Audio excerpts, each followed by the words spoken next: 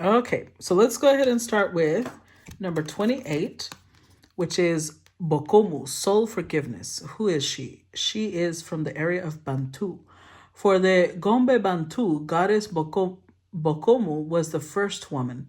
Her father, Akongo, the cranky supreme god, put Bokomu and her loud children in a basket and dismissed them to earth. Guidance. Who do you need to forgive? Let it go and reclaim yourself. Forgiveness is a gift of freedom for you, from you. Embodiment. You can't rush forgiveness. You have to feel it to heal it. Feel the pain, hurt, grief, rage, and despair. Take time with your heart. Forgiveness is a higher vibration frequency than the pain you must allow yourself to feel. Unforgiveness colors your world with lack, mistrust, and resentment. You start to see everything through victim-colored glasses, but forgiveness does not have to include reconciliation. Start with self-forgiveness. Say it out loud. I forgive myself with love.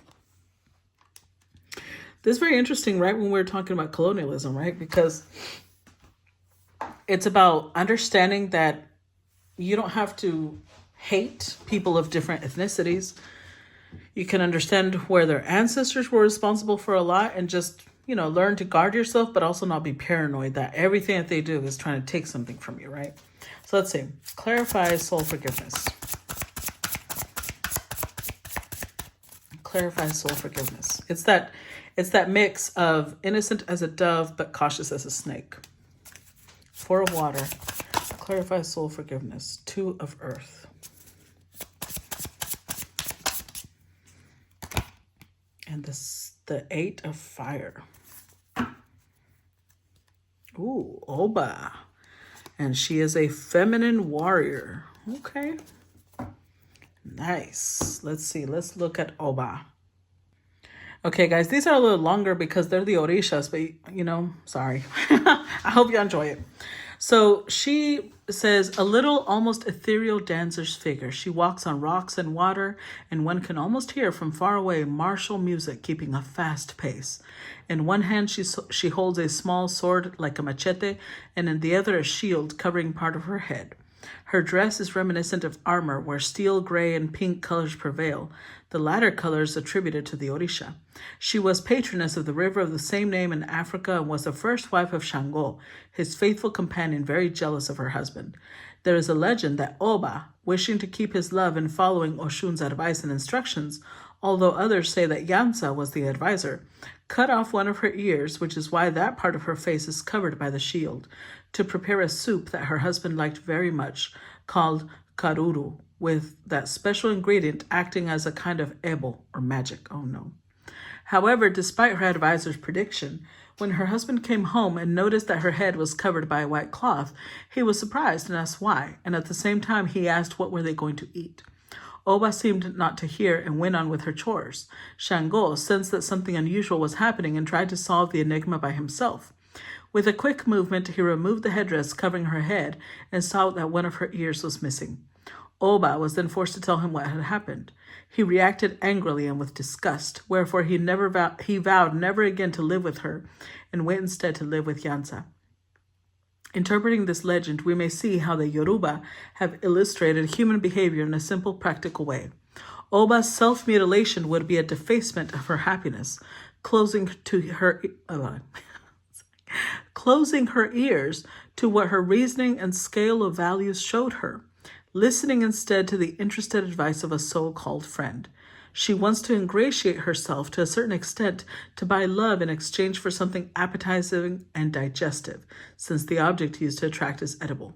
Transforming this fact into something material, withdrawing from the spirituality of the love of a couple, she forgets that justice is incorruptible, not vulnerable to seduction, gifts, or good food.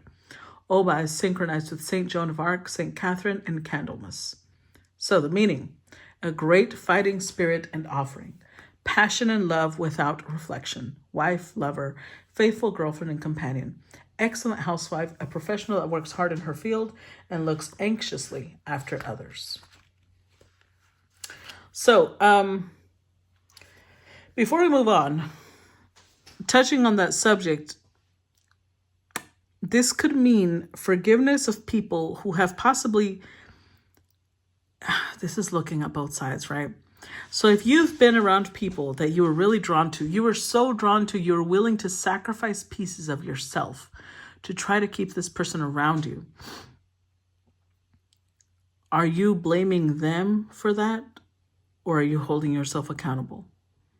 Do you see yourself as, look, I was so loyal, I was so faithful, I was so this, I was so that, without realizing how that could disgust and push people away because you're literally sacrificing pieces of yourself, and that's not attractive. And even though she is a powerful warrior, she wasn't lacking anything, but her jealousy drove her to do something that wasn't very appealing as a goddess, as an Orisha. So soul forgiveness is, do you still hold other people accountable for that, or are you holding yourself accountable for that? Let's look at the Four of Water. Because it makes me think, you know how I love my Korean dramas, right? My Chinese dramas. And there will be people in those dramas who come out and they're like obsessed with one of the protagonists, right? And they do everything to please that person. That person just never reciprocates. And then they're sitting there hurt and angry and full of resentment. And I'm like, bitch, didn't nobody force you to keep giving that? Stop. Because somebody taught that person, or whoever is relating to Oba, that the more you give of yourself, that's how you get people to love you. No, that's not how you get people to love you.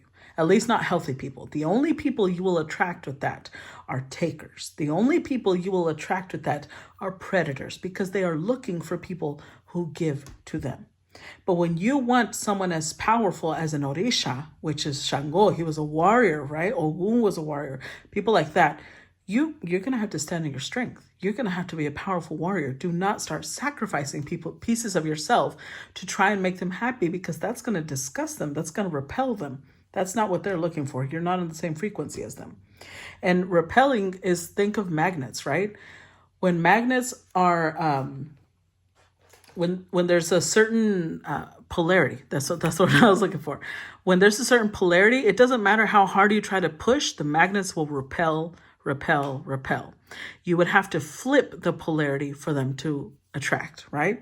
So whoever has been in this energy of, I have to give and give and give and give, they repelled the people that they actually wanted. But you are possibly in a victim mentality of, well, they didn't, value me. They didn't know you didn't value yourself. So forgive them, but also forgive yourself for putting yourself in that place of humiliating yourself and degrading yourself, and then expecting someone else to give you validation and worthiness because you did that, Okay, so the Four of Water.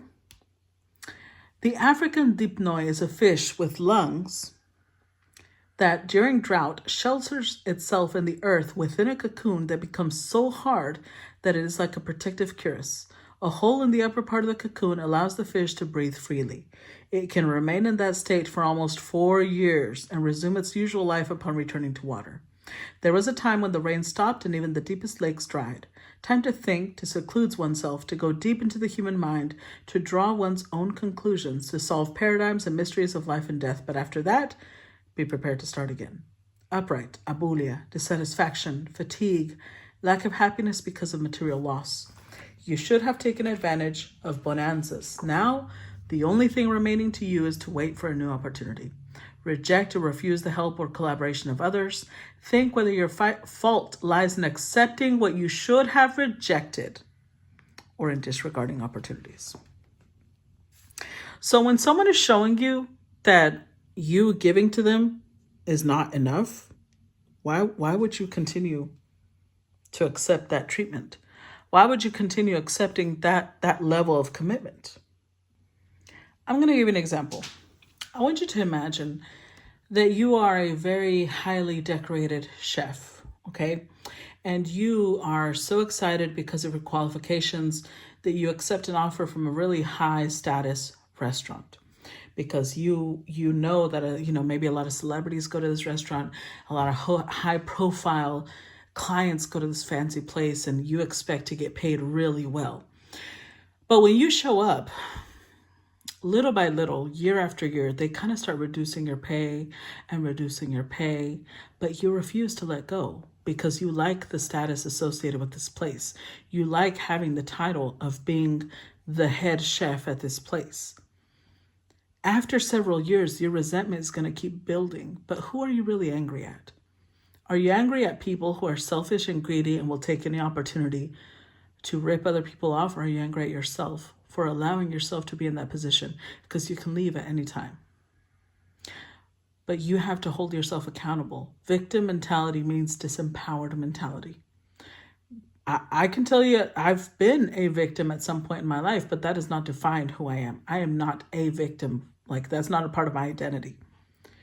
So when you are in this place of you're hiding yourself from the world with the Four of Water here, because you're in a drought and you're terrified of coming out, and what if they take advantage of me again? And what if I give again? That just means that you don't respect yourself. You haven't learned boundaries. You have not learned that fine balance between how much to give and how much to reserve for yourself. Where is the line between giving so much that you repel people away from you? Because there's a lot of anger and there's a lot of resentment and hurt because you feel like you were done wrong. But who really did you wrong? Those people or you? Examine that. Let's look at the Two of Earth. Okay, so the Two of Earth,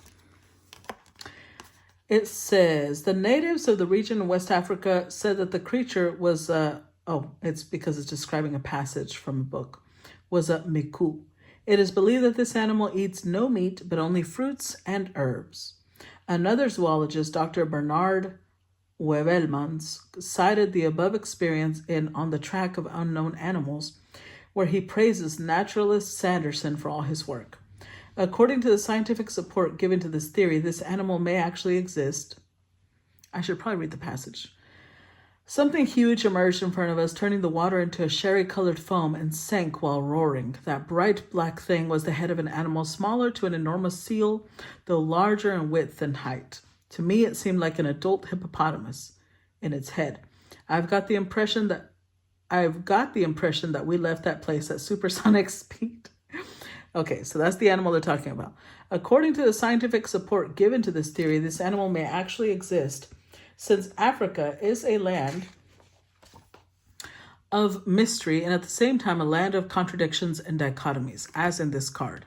Let us think of a dark black huge animal with a terrifying roar, which could be just a mask to safeguard its habitat since it is not carnivorous.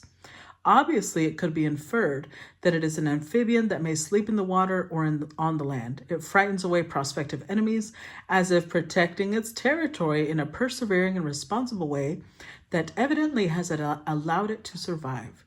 It is as if Kronos, the god of time, has been kind to this animal, perhaps because he considered in his verdict that it is completely harmless in spite of its looks. Meaning, upright. Possibility of alternating between two places at the same time while maintaining a perfect and just balance. Paternal but strict character, easy to anger but later transforming itself into something tender and kind, and perhaps because its nature allows, melancholic. Effectiveness in any given situation. You know what this is making me think of? This is two different meanings to me. Number one, what did it say? It was like this animal that gave a roar, right? Scaring away people. But in reality, it's not hurtful. It's not a carnivorous animal. So it's a protective measure.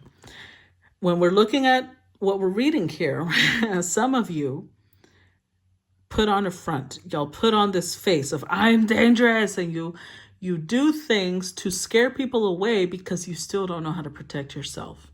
Because when you love, it means that you may lose yourself. You may lose yourself to the point that when you love someone, you let them walk over you. You let them ignore your boundaries. You let them treat you in a way that is disrespectful. So instead of learning how to put boundaries, you just scare away anybody that could come near you because you don't know how to value yourself. So forgiveness is needed, but in what way? Is it needed for the people who actually, oh damn, I got wax on that. Is it needed for the people who actually, did anybody actually do you wrong? or did you do yourself wrong? Let's look at the Eight of Fire. Okay, so the Eight of Fire, it says 8 craters form the main subject of this card. They have been inactive or dormant for a long time and have now become active once again, expelling fire from the bottom, which can be seen perfectly well at the summit. Upright, what was dormant, calm, quiet, or asleep has been awakened with much versatility, with an almost spontaneous agility. You did not expect this reaction, which is perhaps a little sudden, but it is effective. Quick messages, either oral, written, graphic, or through diverse advertising campaigns, will have repercussions and cause reactions at different levels and within different contexts. A passionate love suddenly comes to light after hiding for many years, perhaps because of a lack of courage to show it. Oh my goodness. So you have someone showing up.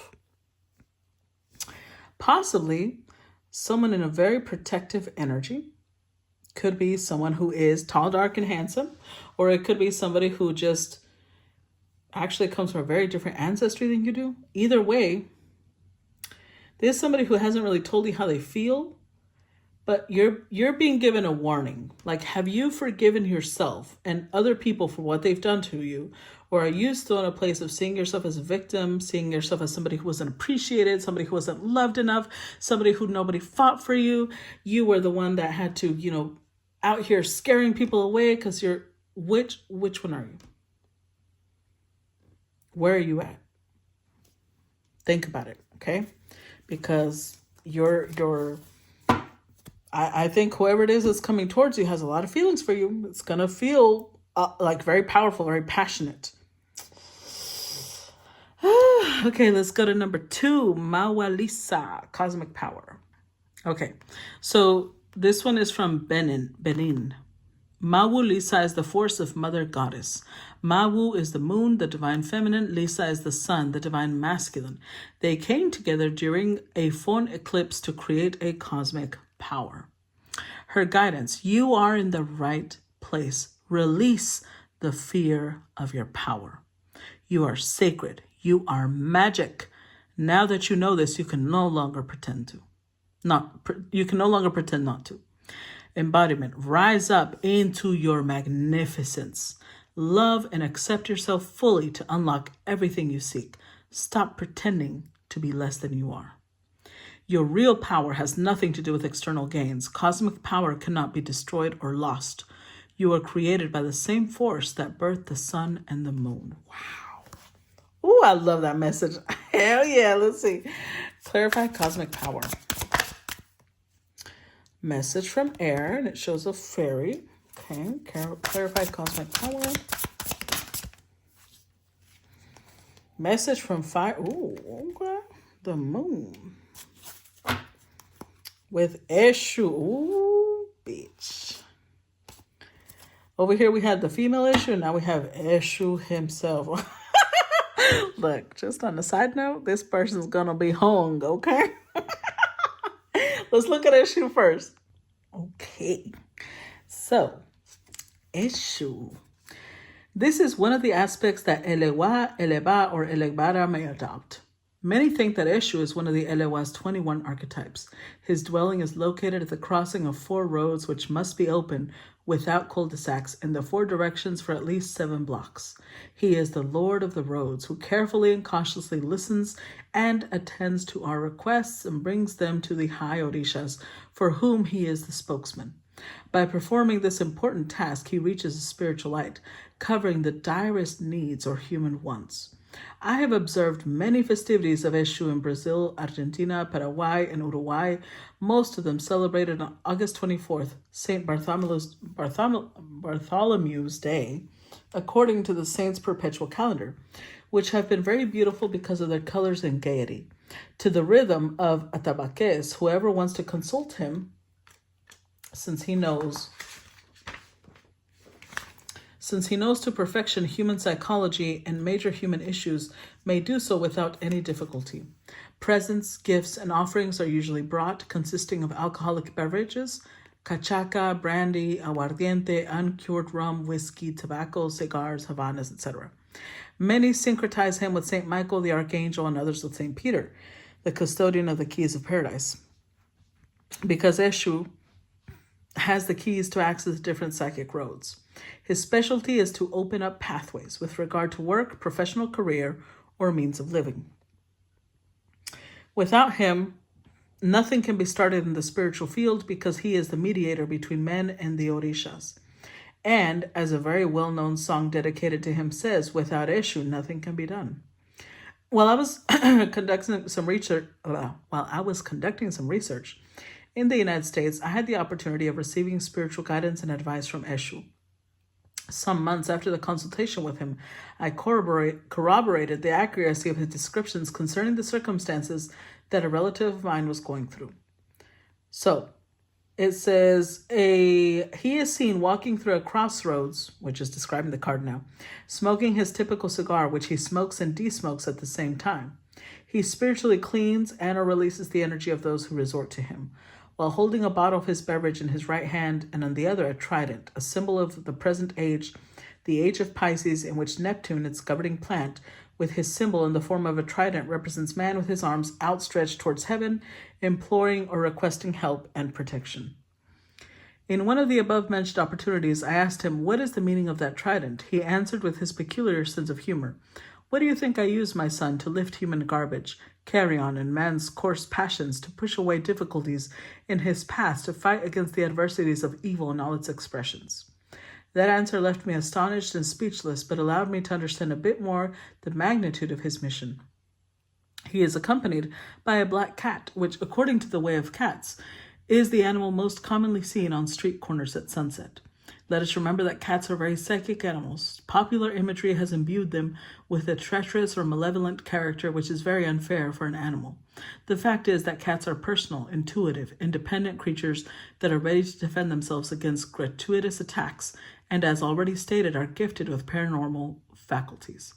We should remember that the Egyptians, as well as the Africans, respected and venerated cats, which generally officiated as protectors of temples and palaces. A red and black cloak, since these are his colors, gives Eshu the appearance of a king, which he is, the king of the crossroads.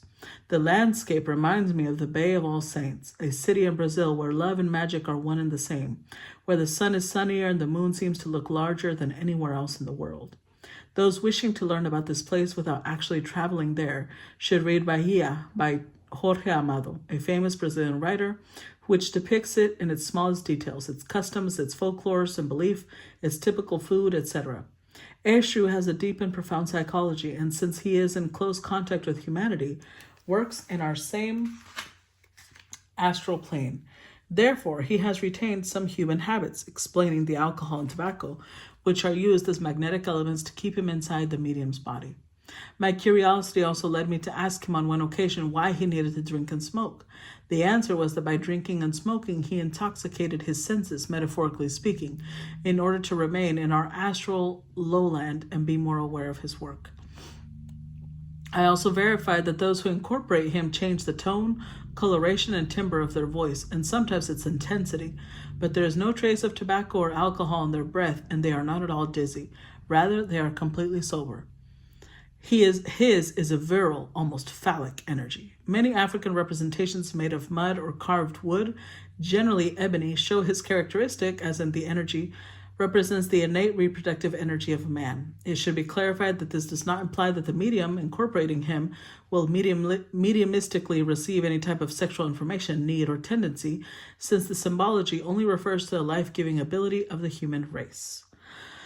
Okay, meaning a virile man, full of vitality and knowledgeable about life, with the innocence of a small boy but the experience of an old man. Time seems not to affect him.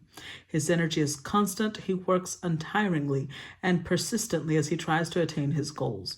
A poet. To communicate with him, you will have to leave any internal fears aside and acknowledge in your heart all the precious gems he hoards.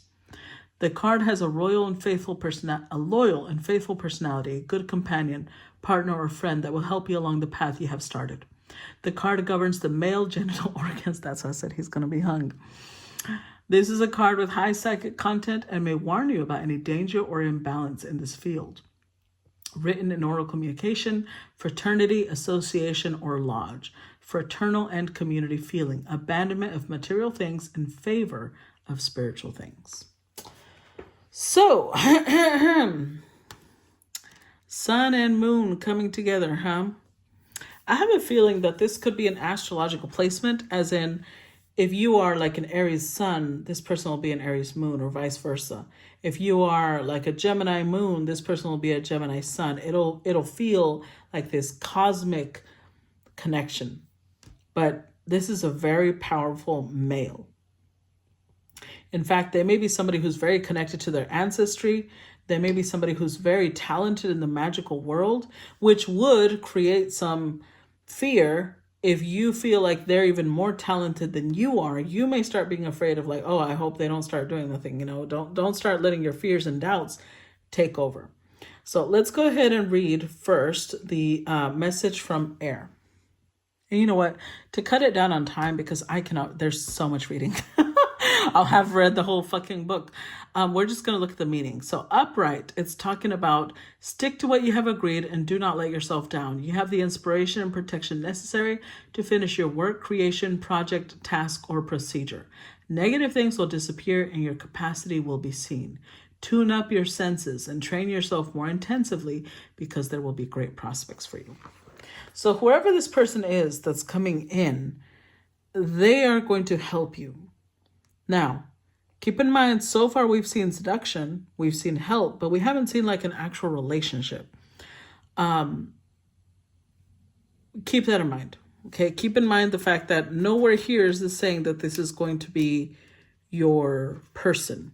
This could be somebody who's meant to come in as a teacher. This could be somebody who's meant to come in as a guide, a living guide. Only time will tell what this is. But remember to keep your boundaries very, very clear. Let's look at message from fire. So the message from fire says, do not let anything or anyone discourage you, since reason acts according to your moves. You have been fair in your attitudes, courage in fulfilling your duties, rank and achievement in your performance. The truth is guiding you, and love will therefore be your corollary and only means for happiness. Willpower to overcome any danger and difficulties. So something else that I want you to remember we're reading Cosmic Power, right? And Cosmic Power was saying that your energy is not defined by external circumstances. So if you are somebody who has a powerful energy, but maybe you feel like you don't really represent that in the 3D, it's like, well, just remember, be yourself, push forward, have the will, keep your word, whatever you've started creating, focus on that. You will be fine. As long as you trust your energy, you will get to where you need to go. And you are going to have support. Your Eshu could also just represent the fact that somebody's opening the roads for you. And I feel like it's this powerful male. So don't take it too far. Just accept the help, move forward. Only time will tell where it's meant to take you. But if it's helping you accomplish what you need to accomplish, follow it.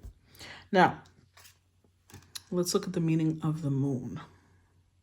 Okay, so with the moon here, I do want to clarify that it's not great. Only because it's showing the, wait, let me look. I think it's the last quarter. Yeah, the last quarter moon, which actually is representing loss of values and strength. So although the moon greatly influences a lot of things on Earth, and almost every great civilization holds the moon in high regard, they hold it sacred, the last quarter moon is not very benevolent, because, it's more about energy waning, energy being lost, not about energy growing, right? Because the phases of the moon represents different things. So a new moon and the crescent moon indicate growth, because the energy will only grow from there. But when you're in the last quarter moon, the energy is slowing down. So that's why upright, it represents sadness, depression, grief, sorrow, hidden enemies, negative charges, bad spiritual influence, torture, abduction, loss of freedom, nervousness, nervous system imbalance that could lead to madness, terror, uncontrollable fear, slander. It may also mean alcohol or drug abuse or any kind of harmful or highly detrimental dependence. So, are you